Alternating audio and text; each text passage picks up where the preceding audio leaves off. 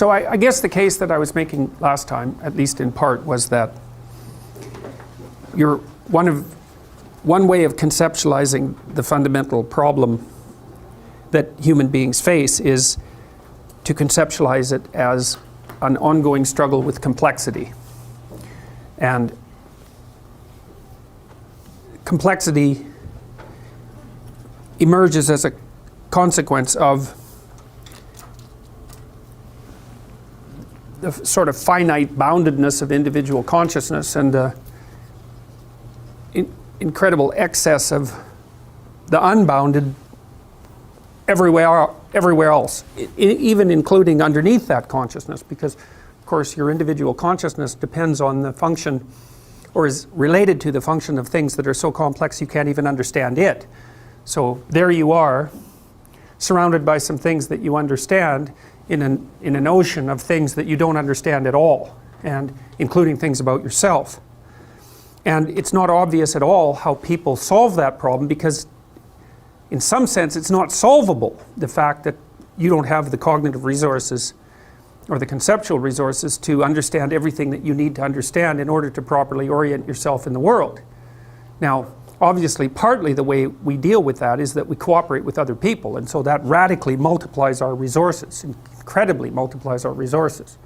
So, and it's something to consider always when, so much of the political dialogue that surrounds us now consists of a critique of cooperative societies and an analysis of their oppressive nature. And of course that's true, because any cooperative system that specifies a certain endpoint and produces a value hierarchy of some sort also simultaneously forces things into that value system and then rank orders people according to the value structure. And so there's an oppressive element to it. But compared to being naked in chaos, generally it's better.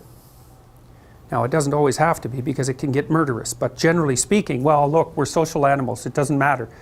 Our evolutionary pathway has already taken us here, and so we're individuals, but we're unbelievably social, and so that's that. So as far as I can tell, we'd have to be completely different creatures not to take advantage of and fall prey to the problems with social being. All right, so I think the way that the problem of complexity has been solved, and this is the best argument I know of for the truth of the Darwinian notion of evolution. Now, I don't think that our models of evolution are complete by any stretch of the imagination. I know they're not, partly because of recent work done on epigenetics, which suggests that you can inherit acquired traits. Right? And when I went to university, when I started going to university in the 1980s, that was heresy, really. Like, no, you cannot inherit acquired traits, but actually you can inherit acquired traits. That's the field of epigenetics studies that. And that's a radical shift in perspective, because we also don't know exactly what that means across any length of time. And when you're thinking about evolutionary lengths of time, you're thinking about 3.5 billion years, because that's the span of time over which life evolved. And so even things that don't have a overwhelmingly marked potency for one generation can be unbelievably powerful across time. And then there's also the issue of sexual selection, because you'll hear Darwinists continually describe the world and the evolutionary world as a place of randomness. And that's not true. And I don't know why they make that statement. The mutations are random or quasi-random, because we don't understand mutations that well yet either. And most mutations are deadly, right? Most mutations are deadly. There's a set of them that are harmful but not deadly. And then there's a tiny, tiny proportion that could, in principle, produce some benefit to the next generation, assuming environmental shift, say, in the direction of the mutation. So, and there's a randomness element to that. We know that. I mean, part of the reason that you mutate, or your cells mutate, your DNA mutates, is because background levels of radioactivity, and a lot of that's a consequence of solar activity, right? So cosmic rays come zipping through the atmosphere and they nail your DNA and produce minor alterations, and that's a mutation. And if you crank up the background radiation rate, like say around Chernobyl, then the mutation rate rises, and there's definitely a random element to that. And it's necessary for there to be a random element because, as far as I can tell, the only way you can beat a random environment is by producing random changes.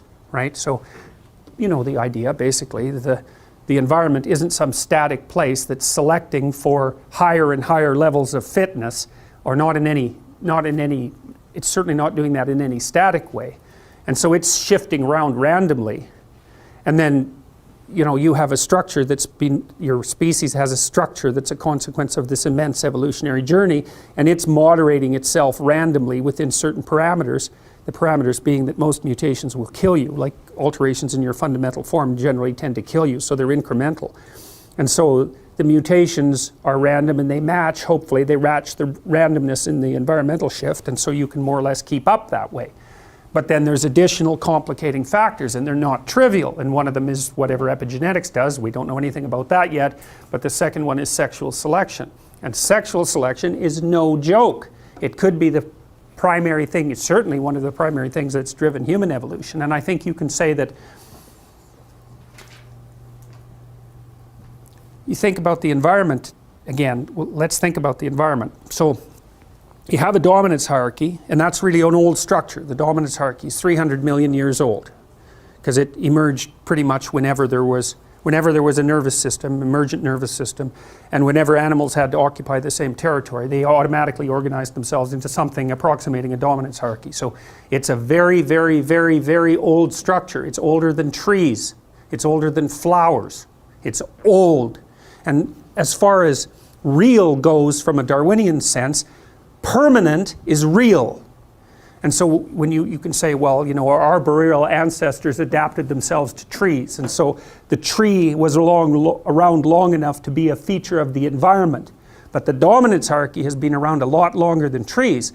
And you can think of the dominance hierarchy both as an adaptation to the environment, because you'd kind of think about the dominance hierarchy as a cultural construct.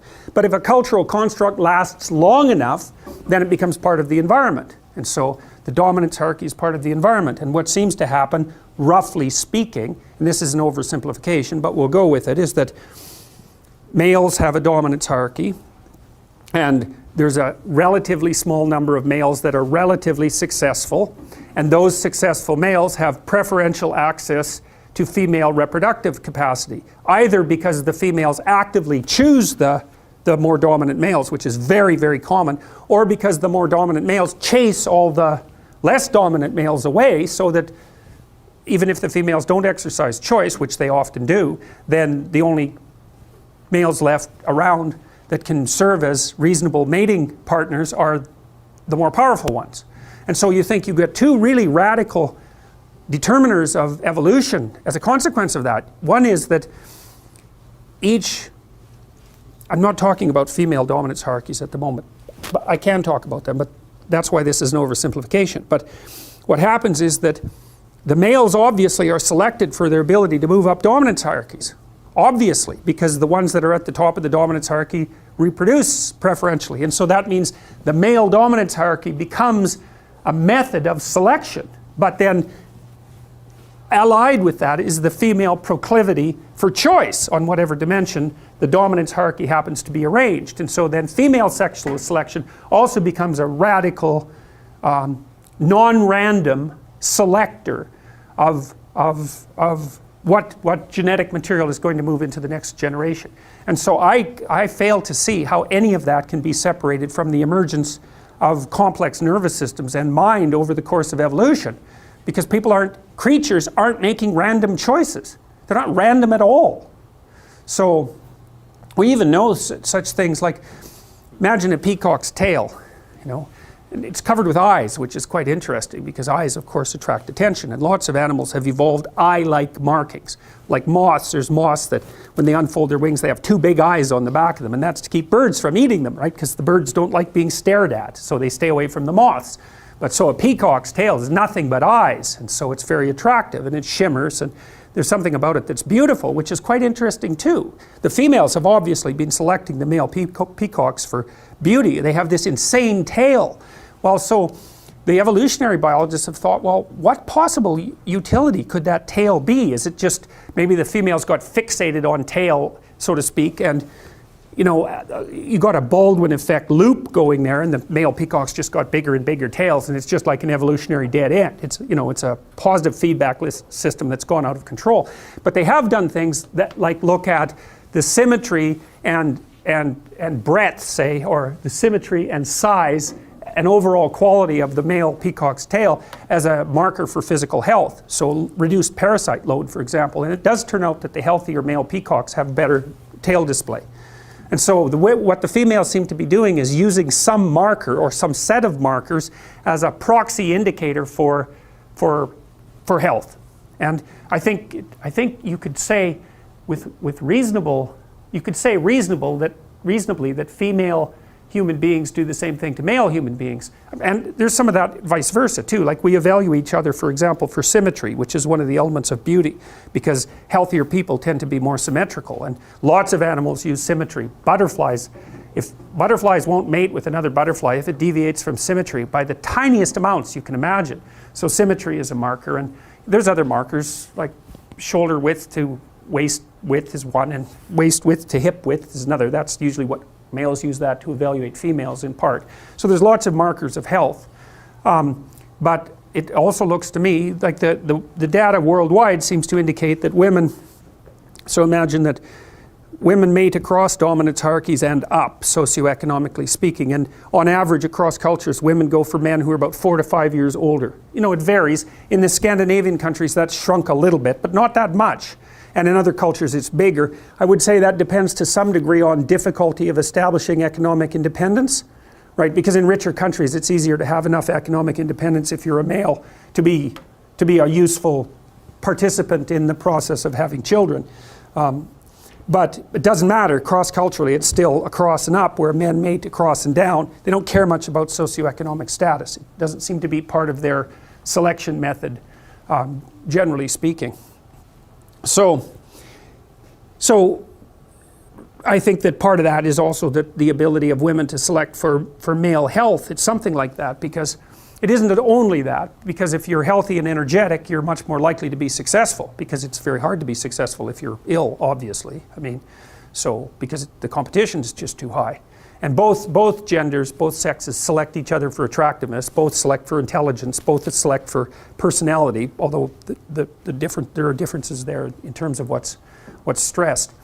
But so I think you can derive a couple of things out of this, and this is where I think people are different than other animals. Importantly different is that, so you imagine that there's tremendous selection pressure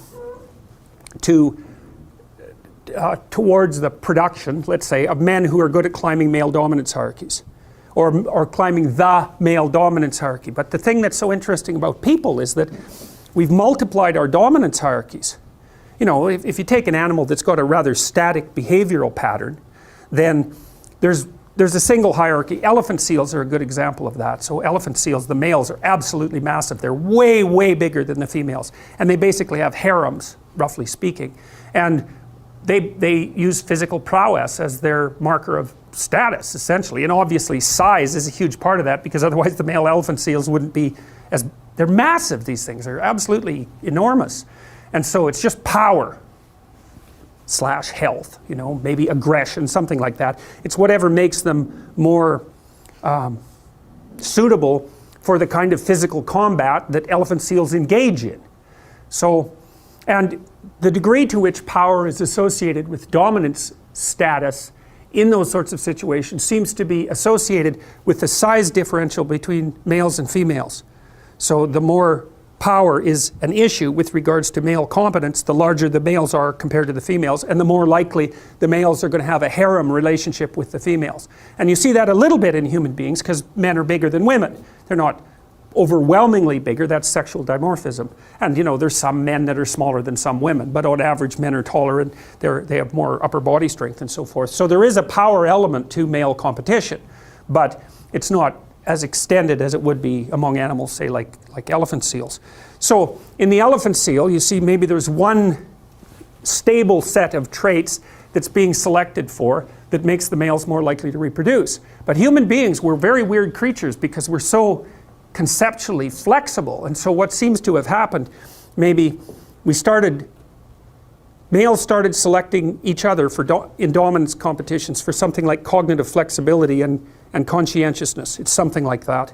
So that would be the ability to abstractly represent the world, and then the ability to operate effectively within it, to represent yourself socially in a way, and then to carry through with that, because that enables people to trust you. So it's something like that.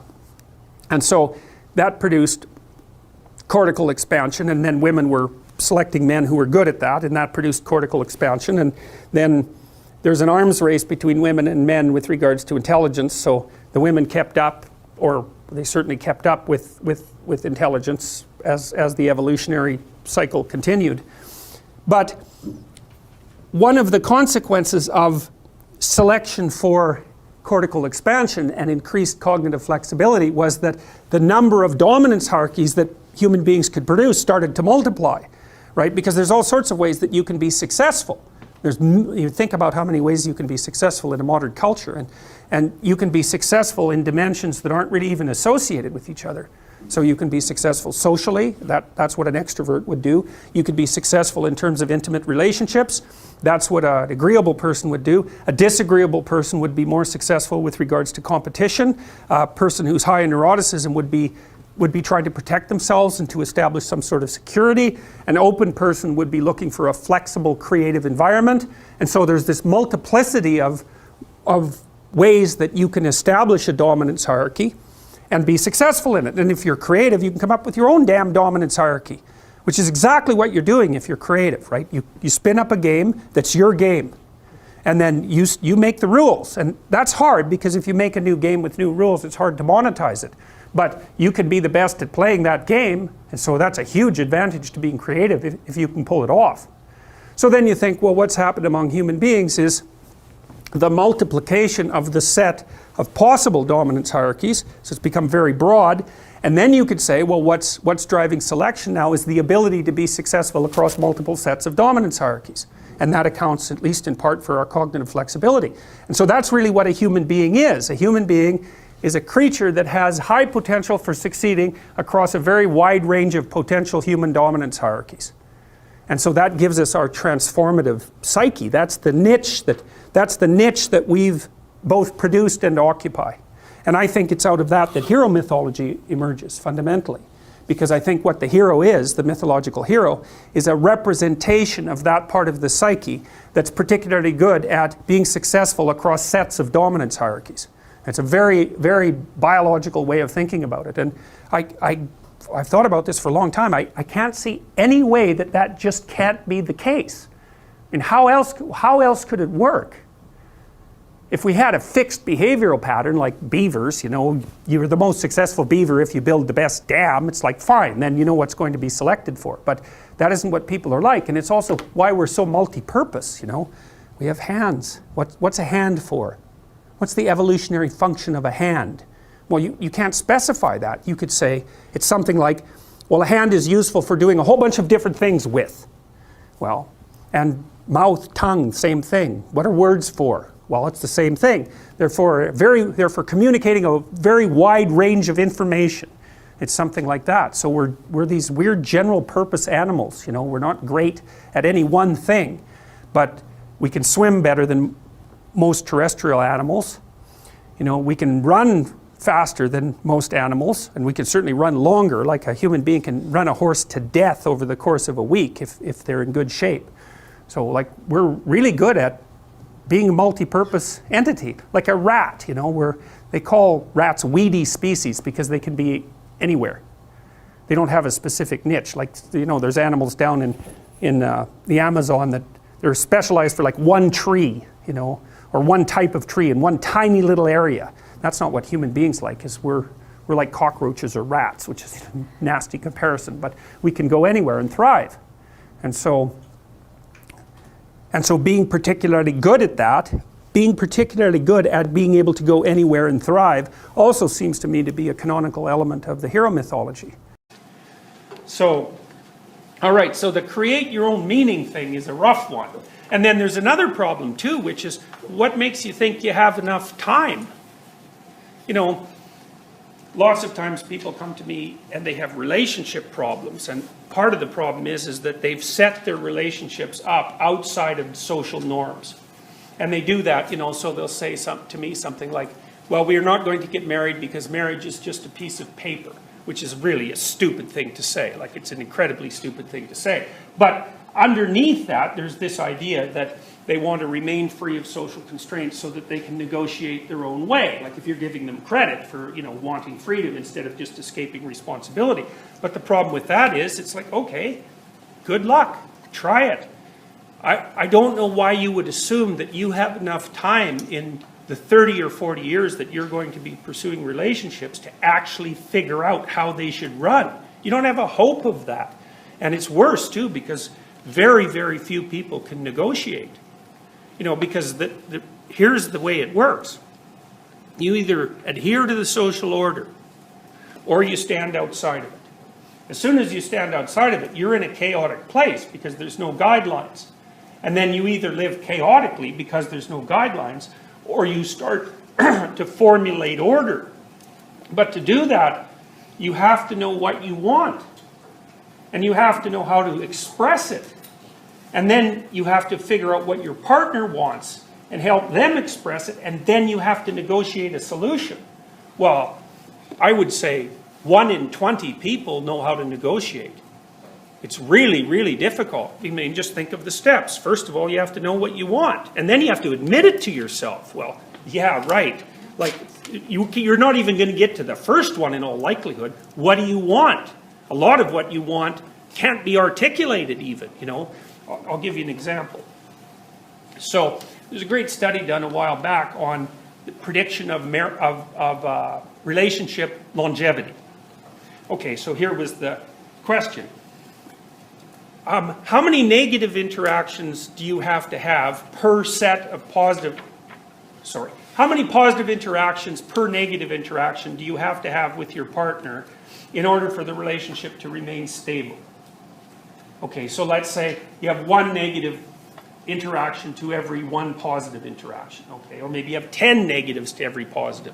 Then you can imagine a different situation where you have 100 positive to 1 negative, right? Spanning the whole potential continuum. And you use that to predict relationship satisfaction and longevity.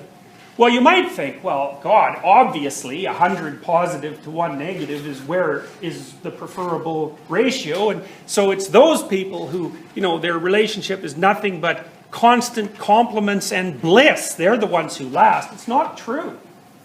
What you see is that there's an optimal ratio domain. If it falls below 5 to 1 positive to negative, then your relationship falls apart. It's too negative.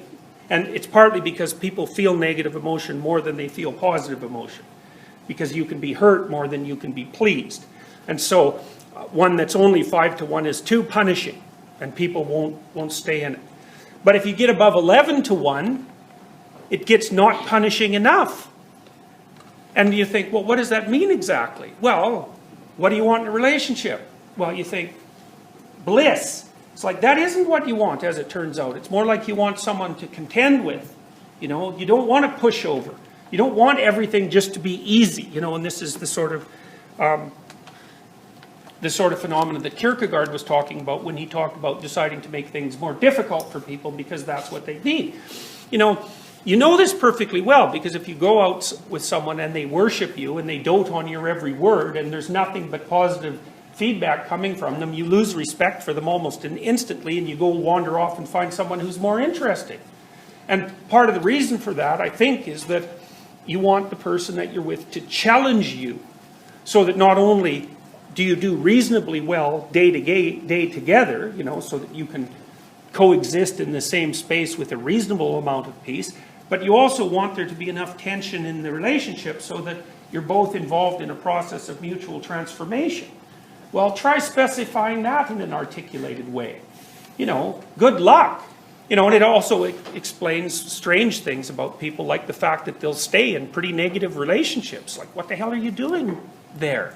If you'd articulated it 2 years ago and you said, well, I want to be with someone I'm miserable with half the time, of course, you're never going to say that, but it could easily be that that's what you're after. So, well,